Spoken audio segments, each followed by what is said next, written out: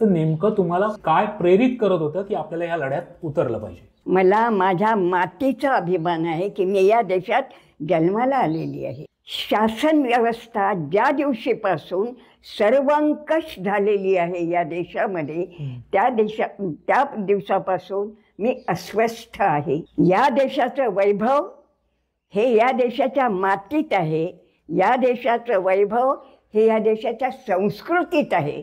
या देशाची संस्कृती ही मानवी संस्कृती आहे. इंग्रजांनी ते नेमकं डिवाइड अँड रूल हे शस्त्र वापरलं आणि या देशामध्ये, कारण इथे विविधता होती, त्या विविधतेमुळे धर्म अग्रेसर झाला, त्या आपोआप फूट पडेल. तर धार्मिक संस्था होत्या, सर्व धर्माचे लोक होते, परंतु त्याला प्रत्येकाला वाटायचं की आपल्या धर्मात जन्माला आलेला हा आपल्या कंट्रोलमध्ये राहिला पाहिजे आणि प्रत्येक धर्माचे वैचारिक याच्यामध्ये विविधता होती.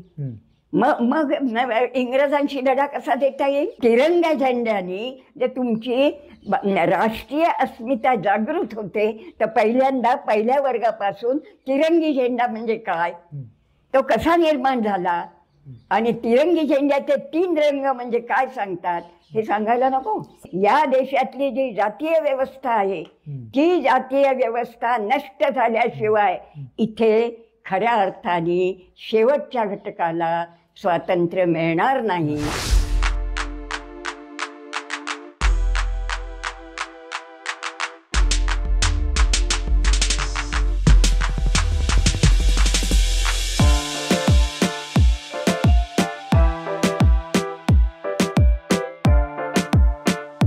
नमस्कार.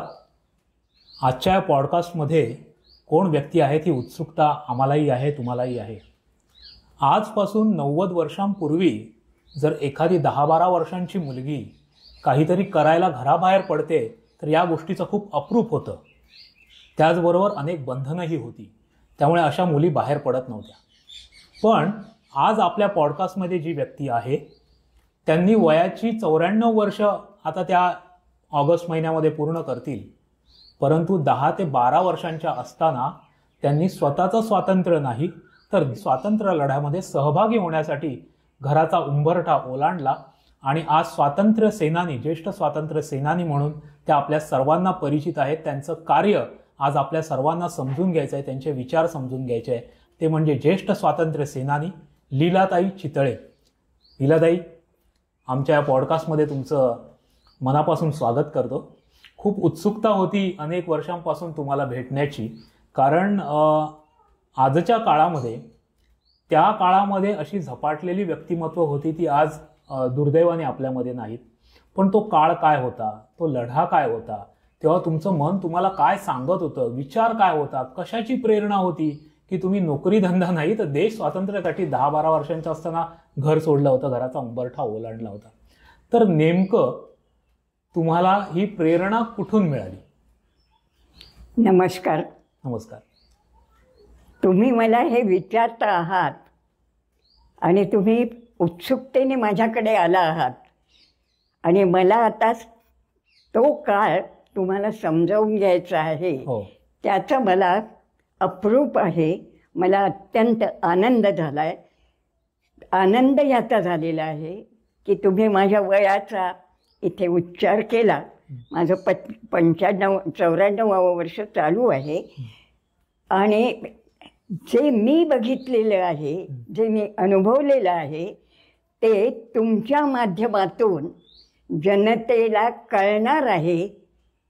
याच्या इतकं समाधान आजच्या परिस्थितीत माझं जे निराश मन आहे त्याला झालं नसतं. म्हणून सर्वप्रथम मी तुमचे आभार मानते आहे.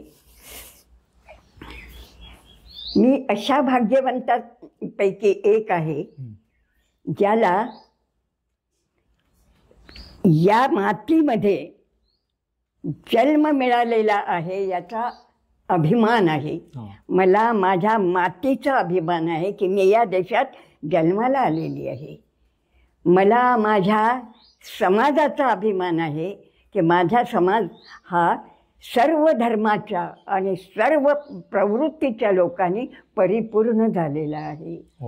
इथे कोण झालेलं नाही. इथे ज्ञानेश्वर झालेले आहेत, इथे गौतम बुद्ध झालेले आहेत, इथे याच देशामध्ये येशू ख्रिस्त येऊन गेलेले आहेत आणि महात्मा गांधी या देशामध्ये झालेले आहेत. अशा देशामध्ये मी जन्माला आले ही ईश्वराची कृपा मी समजते. आणि माझा जो काळ आहे तो आजच्या परिस्थितीला, आजची जी उमलती पिढी आहे तिला समजणं जरूर आहे अशी माझी मानसिकता झालेली आहे. कारण मी शासन व्यवस्था ज्या दिवशीपासून सर्वंकष झालेली आहे या देशामध्ये, त्या दिवसापासून मी अस्वस्थ आहे. आणि मग मला असं वाटतं ही जी उमलती पिढी आहे हिने कशासाठी स्पर्धा करायची आहे?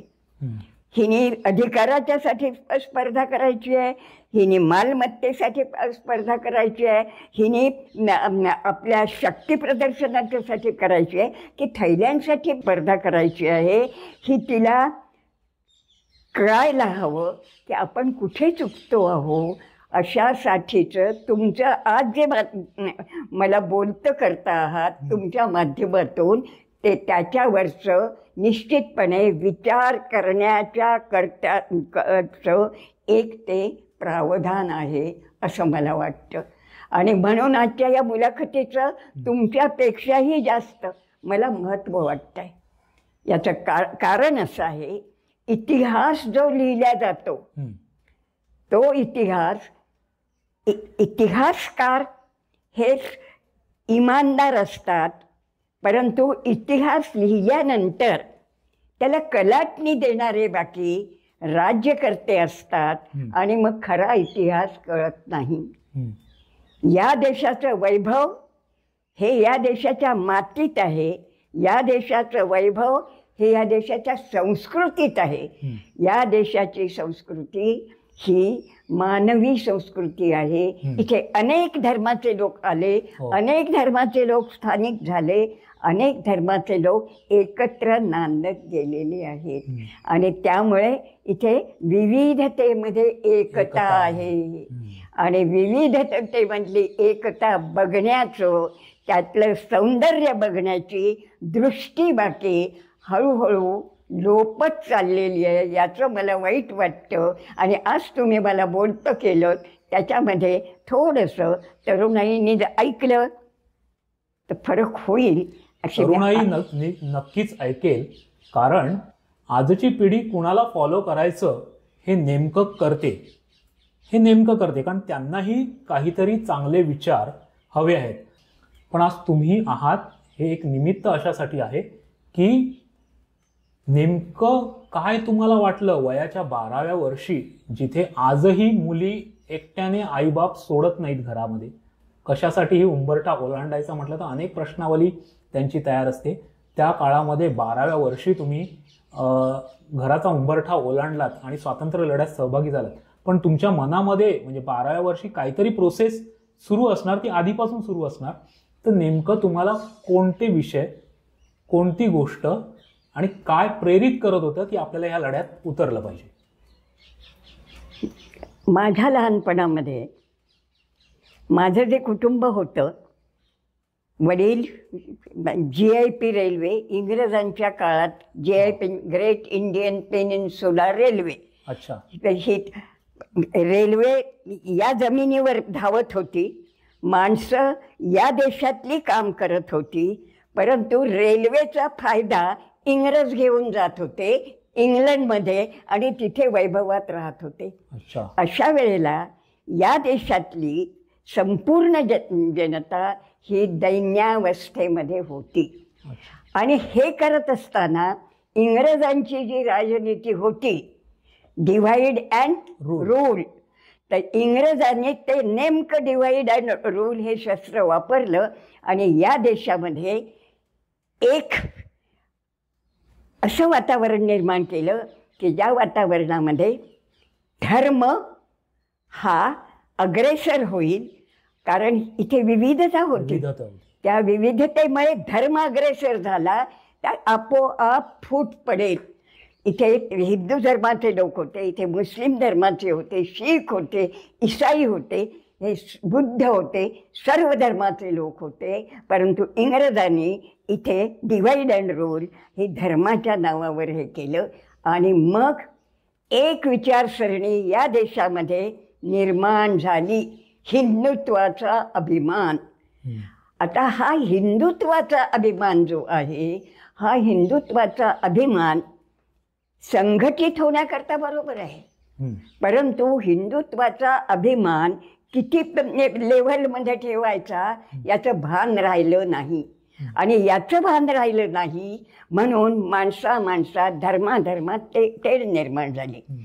अशा ह्या संबंध काळामध्ये इंग्रजांनी विपुल लुटून नेण्याचा प्रयत्न केला, ते सक्सेसफुल झाले.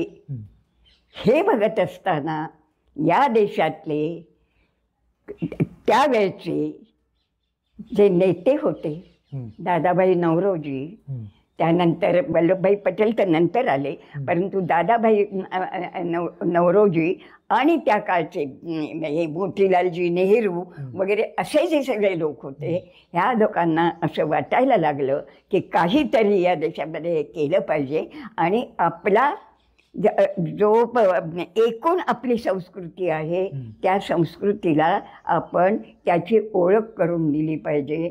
आणि म्हणून त्या वेळेला काँग्रेस निर्माण झाली.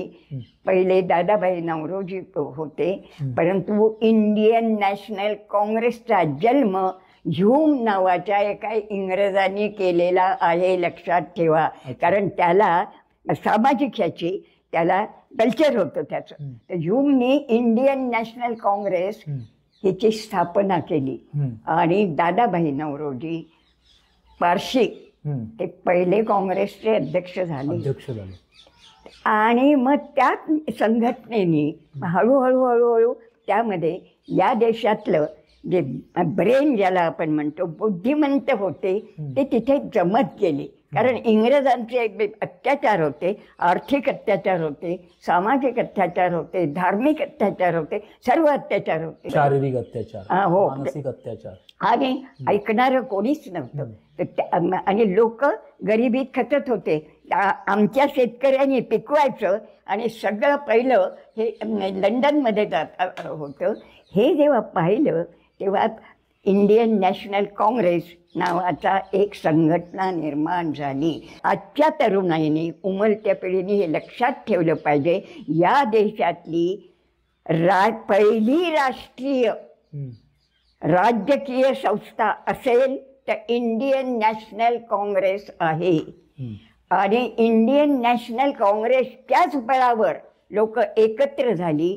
मी इथे प्रचार करत नाहीये, लक्षात ठेवा. आज माझं वय प्रचाराचं नाही. आज मला फक्त माझ्या देशातल्या संपूर्ण जनतेची काळजी आहे. आज मला माझ्या देशातली उमलती पिढी आनंदात राहावी असं वाटतंय. आज मला माझा देश विकास करावा असं वाटतंय. आणि म्हणून सांगते की इंडियन नॅशनल काँग्रेस हा पहिला राजकीय या देशातला पक्ष आहे, जो पक्ष स्वतःची बांधिलकी, आपली शासकीय व्यवस्था आपल्या हातात असावी याचा विचार करायला लागला. तोपर्यंत धार्मिक संस्था होत्या, सर्व धर्माचे लोक होते, परंतु त्याला प्रत्येकाला वाटायचं की आपल्या धर्मात जन्माला आलेला हा आपल्या कंट्रोलमध्ये राहिला पाहिजे. आणि प्रत्येक धर्माचे वैचारिक याच्यामध्ये विविधता होती. मग इंग्रजांशी लढा कसा देता येईल? तर त्याच्यामुळे इंडियन नॅशनल काँग्रेसच्या झेंड्याखाली पहिल्यांदा या देशातली जनता राजकीय स्वातंत्र्य मिळवण्याकरता एकत्र झालेली आहे. आणि हा झेंडा कोणता होता हे बघा. आज कोणी कोणाला कितीही नावं ठेवत असली तरी तुम्हाला एकच मानावं लागणार आहे. ते हे मानावं लागणार आहे की इंग्रजांच्या काळात ज्यांनी काँग्रेस निर्माण केली ते तुमचे पूर्वज जे आहेत त्यांचे तुमच्यावरचे उपकार कधीही पिढ्यानपिढ्या मिटणार नाहीत. मग काय करायला पाहिजे की एक झेंडा असला पाहिजे. तो झेंडा कोणचा? तो झेंडा तिरंगा झेंडा. तिरंगा झेंड्याची सुद्धा माहिती आज शाळा कॉलेजेसमध्ये दिल्या जात नाही. का दिल्या जात नाही? तिरंगा झेंड्याने जर तुमची राष्ट्रीय अस्मिता जागृत होते तर पहिल्यांदा पहिल्या वर्गापासून तिरंगी झेंडा म्हणजे काय, तो कसा निर्माण झाला आणि तिरंगी झेंड्याचे 3 रंग म्हणजे काय सांगतात हे सांगायला नको? सांगायला हवेत. मग ते कुठेच सांगितलं जात नाही. आम्हाला लहानपणी, कारण स्वातंत्र्य मिळवायचं होतं, लढा सुरू होता काँग्रेसचा, आम्हाला पहिलं बौद्धिक जे दिल्या जात असे ते तिरंग्याचे रंग 3 का, त्या 3 रंगांना अर्थ आहे. पहिला रंग भगवा वरचा, दुसरा रंग पांढरा, तिसरा रंग हिरवा. 3 रंगाला 2 अर्थ आहेत. पहिला रंग जो भगवा आहे तो बहुसंख्य लोकांचा हिंदू धर्माचं ते प्रतीक आहे. मधला जो पांढरा आहे तो सर्व बाकीचे धर्म यांचा आहे. बाकीचे हिंदू आणि मुस्लिम, इस्लाम यांच्यापेक्षा कमी संख्येने आहेत त्यांचा पांढरा रंग. आणि खालचा हिरवा हा मुस्लिमांचा हिरवा रंग. हे कधी शाळांच्या मधनं लहान लेकरांना शिकवल्याच गेलेलं नाही. त्यावेळेस स्वातंत्र्य मिळण्यापूर्वी जर तुमचा तिरंगा हे सांगतो आहे, याचा अर्थ काय? याचा अर्थ प्रत्येकाचा या देशाच्या स्वातंत्र्य लढ्यामध्ये स्वातंत्र्यावर अधिकार आहे. आणि मग मध्ये त्यावेळेला चरखा असायचा, तो महात्मा गांधींनी काँग्रेसच्या ह्याच्याखाली देशाला दिला. परंतु हे 3 रंग केवळ लोकांचा धर्म सांगणारे नाही आहेत. 3 धर्म या देशाच्या भौतिक आणि नैसर्गिक चौकटीमध्ये भौतिक देश राहतो. तर नैसर्गिक चौकटीचा रंग कोणचा? हिरवा. हिरवा. खालचा रंग झेंड्याचा आहे तो नैसर्गिक चौकटीचा आहे. वरचा जो भगवा आहे तो भगवा कशाचा रंग आहे? भगवा रंग आहे त्यागाचा. आणि मधला पांढरा जो आहे तो शांतीचा. त्याग, शांती आणि हिरवा रंग हा निसर्गाचा. तर हे 3 रंग याला हा पण अर्थ आहे. आणि 3 रंगांना या देशातल्या धर्मसंस्कृतीचा रंग आहे. ते स्थान सर्व धर्माच्या लोकांना या देशाचा झेंडा ज्या वेळेला फडकवला जातो त्यावेळेला समान मिळत असतं. याच्यात फक्त फरक झाला बाळा, तो त्यावेळेला झाला की पहिल्यांदा त्याच्यावर चरखा होता. कारण काँग्रेसचं हे जे होतं ते चरख्यावर होतं. शेतकऱ्याचा सन्मान पहिले चरखा होता. आपल्या देशातलं उत्पादन आपल्या देशाच्यासाठी खर्च झालं पाहिजे म्हणून कापूस हा वस्त्र देतो म्हणून तो होता. हे 3 रंग असे ज्यावेळेस झाले त्यावेळेला या बहुसंख्य या देशामध्ये वेगवेगळ्या धर्माचे लोक होते, त्यांना प्राधान्य मिळालेलं आहे. हे आज जे वातावरण निर्माण होत आहे धर्माच्या नावावर, त्यावेळेला आपल्याला समजलं पाहिजे की हा जो झेंडा आहे तो फडकतो आहे आणि माझ्या आधीची पिढी त्यासाठी शहीद झालेली आहे. तो झेंडा फडकवण्याच्या करता याच्यात फक्त एकदा फरक झाला. या झेंड्यामध्ये अशोक चक्र आलं. याचं कारण असं आहे काँग्रेस कमिटीने खूप त्यावर विचार केलेला होता आणि या देशातली जी जातीय व्यवस्था आहे ती जातीय व्यवस्था नष्ट झाल्याशिवाय इथे खऱ्या अर्थाने शेवटच्या घटकाला स्वातंत्र्य मिळणार नाही. म्हणून अशोक चक्र आलं. तो पहिल्यांदा चरखा होता, परंतु मग नंतर अशोक चक्र आलं.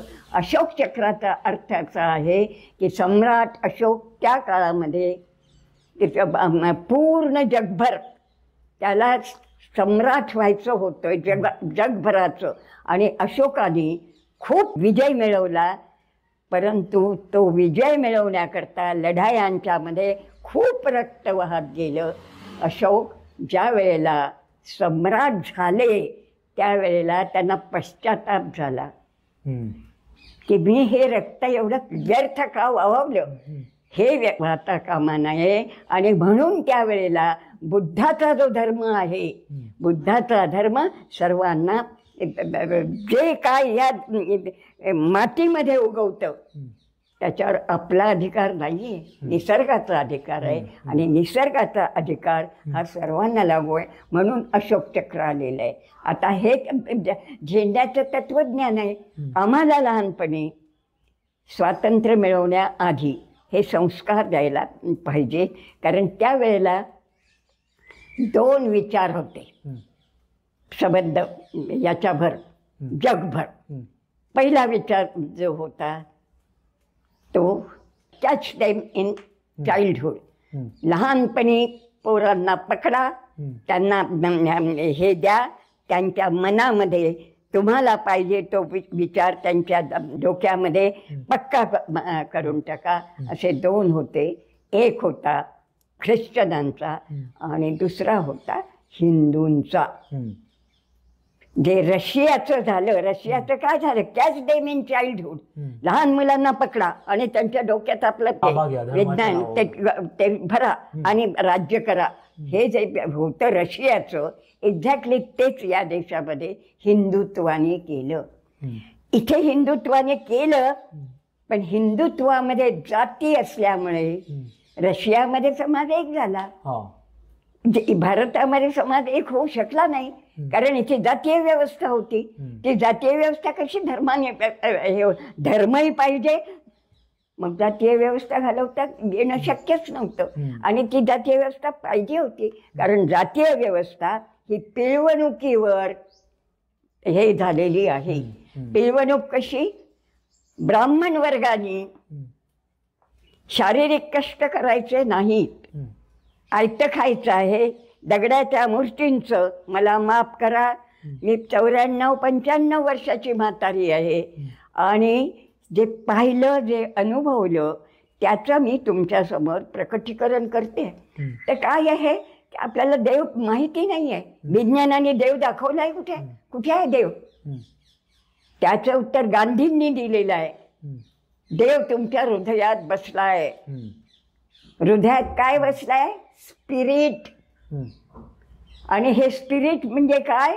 याचा प्रत्येकाचा अंश प्रत्येक जगामध्ये जन्माला येणाऱ्या माणसाच्या हृदयात आहे. त्याला स्पिरिट म्हणतात. ते स्पिरिट विज्ञानाने तुम्हाला दाखवून दिलेलं आहे. कुठेही दगडाच्या मूर्तीमध्ये देव नाहीये, आहे तो निसर्गाने निर्माण केलेल्या प्रत्येक गोष्टीत आहे. त्याचं जतन केलं पाहिजे. याला गांधीइझम म्हणतात. गांधीचं तत्वज्ञान म्हणजे काय? बुद्धाचं तत्वज्ञान म्हणजे काय? आंबेडकरांचं तत्वज्ञान म्हणजे काय? हे जे तत्वज्ञान आहे, मग जर निसर्गाने निर्माण केलेलं आहे तर एकाने सडक झाडायची आहे, कारण जातीत निर्माण झाला तो भंगी जातीत. हे जे सुरू झालं हे केवळ जातीय व्यवस्थेमुळे झालं. माझ्या लहानपणी काळ स्वातंत्र्य मिळवण्याचा होता, त्यावेळेला आम्हाला जे शिकवलं जात होतं त्यामध्ये हे सांगितलं की पहिल्यांदा या देशातली जातीय व्यवस्था नष्ट होऊन इथे धर्म कोणता निर्माण झाला पाहिजे? भारतीय धर्म. मी स्वतः 1950 पासून हिंदुत्व सोडलं आहे, कारण 1950ला या देशाची राज्यघटना कायदेशीर राष्ट्रीय झालेली आहे. त्या दिवशीपासून माझा सर्वश्रेष्ठ धर्म माझ्या देशाची राज्यघटना आहे. आणि माझ्या देशाच्या राज्यघटनेच्या संरक्षणाकरता मी शेवटचा श्वासही द्यायला तयार आहे.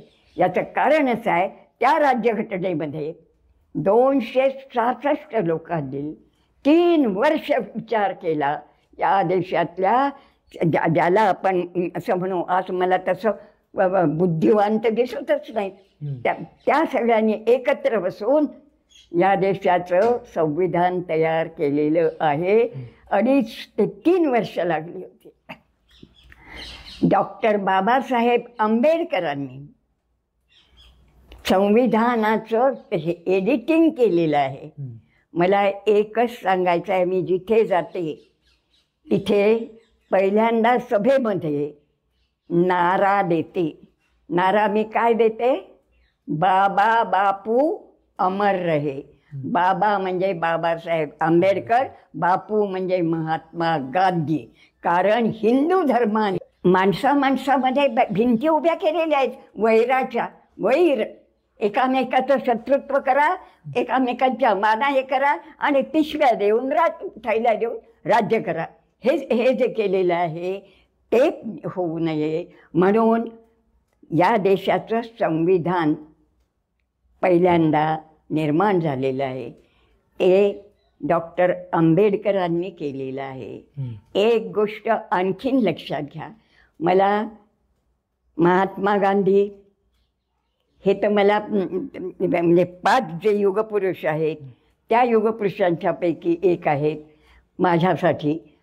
आणि डॉक्टर बाबासाहेब आंबेडकर हे माझ्यासाठी, मी त्यांना माझे देव मानते. याचं कारण असं आहे, इंग्रजांनी जे विष पेरलं होतं तेच इथल्या या देशाच्या हिंदुत्व जातीवाद्यांनी अंगीकारलेलं होतं. जातीय व्यवस्था जर एकत्र राहिली तर या देशाचं संविधान मजबूत राहू शकत नाही. या देशाचं संविधान मजबूत राहायचं असेल तर जातीय व्यवस्था ही नष्ट झाली पाहिजे. आजही जाती आहे. आता मी आपल्यापर्यंत हे करते, माझा सकाळी झाडूवाला येतो, मला हे संस्कार मिळाले. मधल्या काळामध्ये हे संस्कार नष्ट झाले कारण विविध लोकांनी या देशाचं जे हे आहे काय राजकीय व्यवस्था आहे तिच्यावर आक्रमण केलेलं आहे. विविध विचार करणाऱ्यांनी आक्रमण केलेलं आहे. त्यामुळे काय होतं, याच्या मागासवर्ग मातेच्या पोटी आलेला तो झाडू लावणार आणि त्या देवळात बसलेला पंडित जो आहे त्याच्या पोटी आलेला तो बाकी देवाची पूजा करणार. हे जे आहे हे जर मोडायचं असेल तर आज हे आलेलं आहे. माझं जर कोणी ऐकलं हे भाषण तर त्यांना मी विनंती करते, काय करायला पाहिजे. मी एक प्रयोग करते आणि तो प्रयोग माझा खूप सक्सेसफुल होतो. कारण काय आहे, कामं ही तर केलीच पाहिजेत. आम्हाला स्वातंत्र्य मिळण्याच्या आधी 1 महिन्याचे कॅम्प होत असत. कारण काय आहे की बाहेरचं जे वातावरण होतं ह्यामध्ये नाही म्हटलं तरी वारं स्वातंत्र्य मिळवण्याचं होतं एक. परंतु माझं जे घर होतं, माझ्या घराची इतकी दुरावस्था झालेली होती. माझे वडील JIP रेल्वेत होते. त्या काळामध्ये नोकरी सोडली, याच्यामध्ये स्वातंत्र्य लढ्याच्या काळामध्ये आल्यानंतर नोकरी मिळाली नाही, त्यांना वेड लागलं आणि ते एक दिवस घरातून निघून गेले. ते परत कधी आले नाहीत. तेव्हा तुमचं वय काय होतं? त्यावेळेला माझं वय 8-9 वर्षाचं असेल. 8-9 वर्षाचं असेल. आणि ब्राह्मण बाई, माझी आई कोकणातली. माझे भावंड होतात तुम्ही? किती भावंड होतात? भाऊ बहिणी आम्ही 2 भाऊ आणि 3 बहिणी. तर आम्ही 2 भाऊ, मोठा भाऊ आणि माझ्या 5चा भाऊ. मोठा भाऊ, मग 1 बहीण, मग मी मधली आणि मग 1 भाऊ आणि 1 बहीण. तर लहान वडील घरातून निघून गेले, नोकरी नाही, हे नाही, अकोल्याला होतो. या ब्राह्मणाचं पोट कसं भरणार? ते परत आलेच नाही. देवळात जातो म्हणून गेले, परत आले नाही. मग माझ्या आईने लोकांच्याकडे स्वयंपाक, कारण ब्राह्मणाची बाई ती भांडी घासू शकत नव्हती लोकांची, तिने स्वयंपाकच केला पाहिजे. हा. म्हणून मग ती कोणाकडे स्वयंपाक करत होती. माझा मोठा भाऊ जो होता तो याच्यामध्ये मातृभूमी पेपर होता. तिथे वडील निघून गेले आणि आजोबा वारले. आजोबांची थोडी शेती होती. आजोबा वारले त्यावेळेला माझा मोठा भाऊ 8वीमध्ये होता. अच्छा. तर त्याला मातृभूमीमध्ये अकोल्याला काँग्रेसचा पेपर होता, नोकरी लागली. त्या मातृभूमीत त्याला थोडे पैसे मिळत होते. आई लोकांच्या घरी स्वयंपाक करत होती. मी चरख्यावर सूत कातायची रोज. अच्छा. 1 गुंडी सुताला 3 आणे मिळत असत. ते 3 आणे माझे. धाकटा भाऊ पेपर वाटत होता. अच्छा. हो, त्याला त्यावेळेचे महिन्याला 5 रुपये मिळत होते. म्हणजे का 5 रुपये महिन्याला म्हणजे काही आणे दर दिवसाला. असं करून आमचं हे व्हायचं. अशा परिस्थितीमध्ये आई लोकांच्या घरी स्वयंपाकाला गेली की माझी 2 लहान भावंड, भाऊ आणि बहीण. म्हणजे ही 1938, 39, 40 या सालची गोष्ट आहे. 1938 सालची वगैरे ही गोष्ट आहे. हो हो. हे झालं. आई गेली की स्वयंपाक मला करावा लागायचा. अच्छा. घरातला स्वयंपाक करायला लागला की शाळेत जायला उशीर व्हायचा.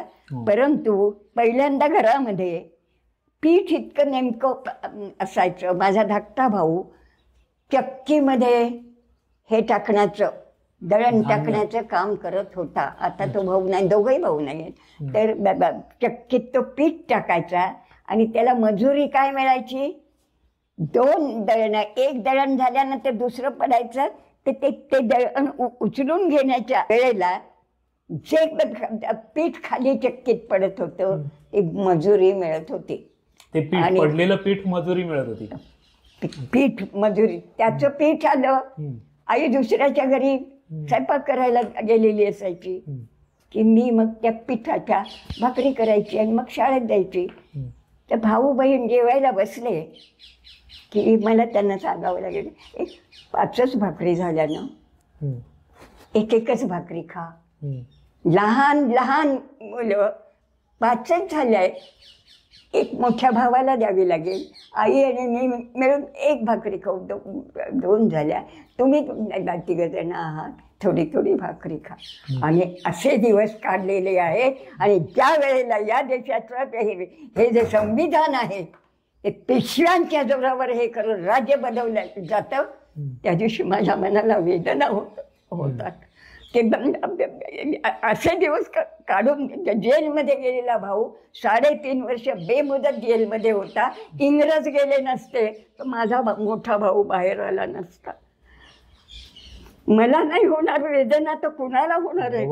आणि आज मी तुमचे मनापासून आभार मानते आहे की स्वातंत्र्य आज जे जो विचार आहे त्याचा स्वातंत्र्याशी कवडीचाही संबंध नव्हता. कवडीचाही संबंध नव्हता. आम्हाला खुर्च्या नको आहेत, आम्हाला भरपूर पैसा नको आहे, आम्हाला तेवढीच भाकरी पाहिजे जी पोटाला आवश्यक आहे. ते पण ते मिळत नव्हतं. आणि माझी आई ब्राह्मण होती. आम्ही ब्राह्मण वस्तीत राहत होतो. अच्छा. पण तिथे आमचे जे घरमालक होते ते केळकर. हे केळकर इंग्रजांचे नोकर होते. नाझर म्हणून एक पदवी असते, नाझर होते केळकर. त्यांना ते बरोबर भाडं जे आमच्याकडनं घ्यायचे. त्याच्याकरता मग काय व्हायचं की भाऊ जेलमध्ये गेलेला, धाकट्या भावाचं तेवढं हे माझं इन्कम आईचं आमचं कमी पडायचं. एक दिवस त्यांनी आम्हाला घरातून काढून दिलं. ब्राह्मण होते. केळकर नाझरने अकोल्याच्या देशमुख फाईलमध्ये भाडं दिलं गेलं नाही म्हणून आम्हाला काढून दिलं. परंतु त्याच चाळीमध्ये पंडित नावाच्या बाई राहत होत्या. त्यांनी पाहिलं आता हे लहान लहान मुलं कुठे जाणार. मग त्यांनी आपल्या याच्यामध्ये खोलीमध्ये असा वरांडा होता. त्या वरांड्यात त्यांचा टेबल होता. त्या टेबलावर आमचं सामान ठेवलं आणि आम्हाला 4 दिवस त्यांच्या वरांड्यामध्ये याच्यामध्ये त्यांना राहायला दिलं. छप्पर दिलं आणि मला सायकल चालवता यायची. तर मी सायकलवर गरगर फिरून घर पाहिलं आणि 3 रुपये महिन्याचं दुसरं घर मिळवलं आणि आम्ही तिथे राहायला गेलो. याच दरम्यान माझी आजी होती, ती आमच्या तिकडे शेती होती. ती शेती एका देशमुखाने हडप केलेली होती, तिथे राहत होती आजी. ही आजी वारली आमच्या घरी. तर त्या आजीचं प्रेत न्यायचं होतं. भाऊ जेलमध्ये गेलेला, वडील घर सोडून गेलेले होते. अशा परिस्थितीमध्ये ब्राह्मण लोकांनी ते प्रेत नेण्याकरता मदत नाही केली. काय बोलू मी हे सगळं. मी डबल सीट भावाला सायकलवर घेऊन गेले. अंतू भटजी म्हणून होते, आजही त्यांची फॅमिली अकोल्याला असण्याची शक्यता आहे. मग त्यांना विचारलं मरणासाठी सामान काय लागतं, तिरडी अमकं ढमकं ते त्यांनी सांगितलं. ते आम्ही घेतलं आणि मी भावाला घेऊन डबल सीट सायकलवर घरी आले. आणि घरी आल्यानंतर ते माझ्या आजीचं प्रेत, तो छोटा भाऊ तर खांद्यावर घेऊ शकत नव्हता. बाकीच्या जातीच्या लोकांनी हे केलं आणि गेलेलं आहे. माझ्या बोलण्यात तुमचं वय हेच 9-10 वयच, 9 ते 10 वर्षाचंच वय होतं तुमचं. अरे बापरे. माझ्या कधी कधी जो कणखरपणा येतो बोलण्यामध्ये, त्याचं कारण हे आहे. खूप सोसलाय, खूप सोसलाय. त्याला 2 जण ब्राह्मण असून पण तुम्ही त्या वर्णवादी समाजाचे चटके तुम्ही सहन केले, ब्राह्मण असूनही. तिथे तुमचा जात तुम्हाला मदतीला आली नाही आणि इतर जातीचे लोक तुमच्या त्या आजीच्या मैताला उचलण्यासाठी समोर आले तुम्हाला मदत करण्यासाठी. हो, तेवढंच नाही. या घरामध्ये सांगितलं ना मोजलेल्या भाकरी, आमच्या मोजलेल्याच खायच्या. तर अर्धवर हे राहायचं. माझ्या वर्गामध्ये लीला तायडे नावाची मुलगी होती. ती महार जातीची होती, बौद्ध म्हणजे. तर अकोल्याला महारवाडा हा गावाच्या बाहेर होता.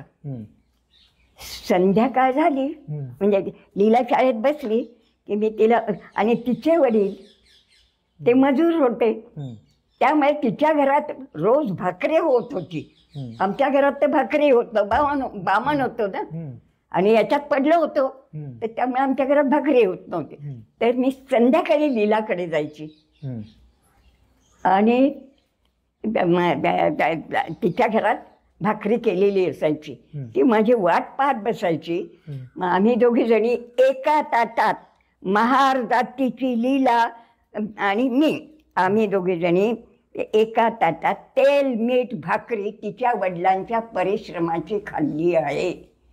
मला सांगा, आज मी जे बोलते मानवतावादी, त्या मानवतावादीचे तिसरी गणेशा असा माझ्या आयुष्यात लिहिलेला आहे. आणि हीच खरी परिस्थिती आहे. समाजाची परिस्थिती ही आहे. तेव्हा हिंदुत्वाचा नारा लागला की मला संताप होत. असं करू नका असं वाटतं. मला कुणाचा राग येत नाही, कारण मी गांधींच्या जवळ 6 दिवस राहिले.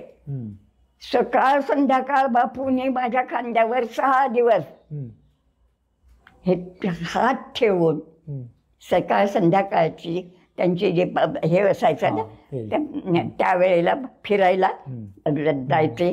ते हे आयुष्यात जे काही मिळवलं असेल, आयुष्यात खूप मिळवलं, हे पाहिलं ना तुम्ही आता फोटो काढले, हे खूप मिळवलं. मला याची किंमत नाही. म्हणजे देणाऱ्यांची किंमत आहे, परंतु माझ्या दृष्टिकोनात हे मौल्यवान नाही आहे.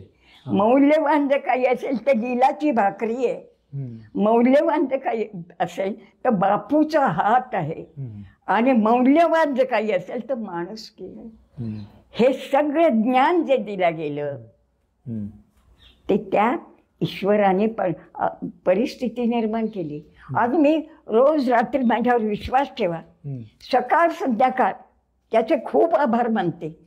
त्याचे आभार याच्यासाठी मानते की ज्या वेळेला मी हे सायकल चालवता येत होते ना, सायकल चालवण्यामुळे मला नॅशनल सेव्हिंग काम मिळालं. नॅशनल सेव्हिंग सर्टिफिकेट जी सर्टिफिकेटचं त्या भारत सेवक समाजामध्ये त्यांना एक हे पाहिजे होती, सायकल चालू येणारी बाई, आणि तो हे करायचा होता.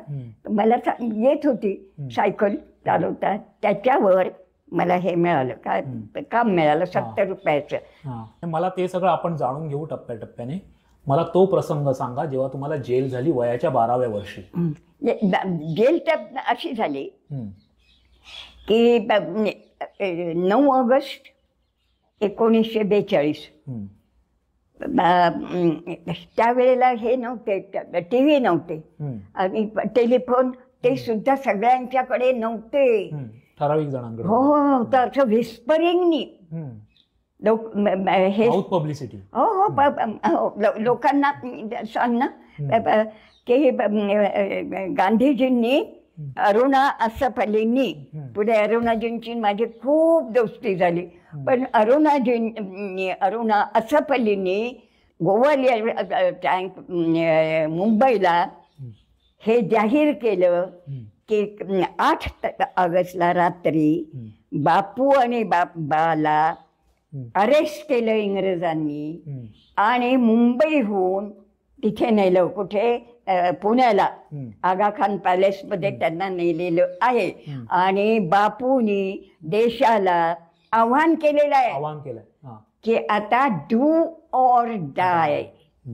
डू ऑर डाय हा 9 ऑगस्टला हे मिळालेला आहे. याचं कारण बापूबा त्या दिवशी आगा खान पॅलेसमध्ये गेले आणि काँग्रेसच्या अनेक लोकांना पकडल्या गेलं, त्यामुळे बाहेर कोणी राहिले नाही.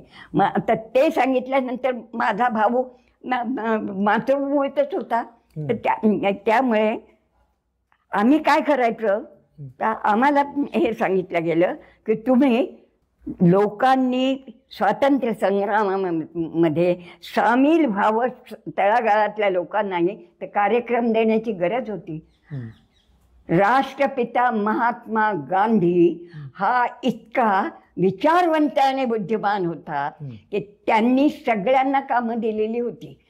लहान मुलांना, संस्कारक्षम मुलांना कार्यक्रम दिलेला होता, दारूच्या दुकानावर पिकेटिंग करा, अंग्रेजी छोडो, त्यांच्या भाषेमुळे ते राज्य करतायत. त्यानंतर इंग्रजी वस्त्रावर त्यांचं येत असे रेशमी वस्त्रावर बहिष्कार टाका, दारूबंदी, रेशमी वस्त्र, या सगळ्या गोष्टींचे कार्यक्रम दिले होते.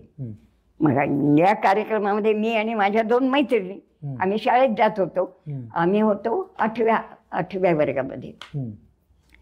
तर अकोल्याच्या सीताबाई आर्ट्स कॉलेजवर आम्ही गेलो आणि तिथे फाटकाच्या तिथे उभ्या राहिलो आणि त्या ओरडायला लागलो, बंधूंनो, विद्यार्थ्यांनो बाहेर या, बापूला बाला पकडलाय, बाहेर या, बाहेर या, बहिष्कार घाला, बहिष्कार.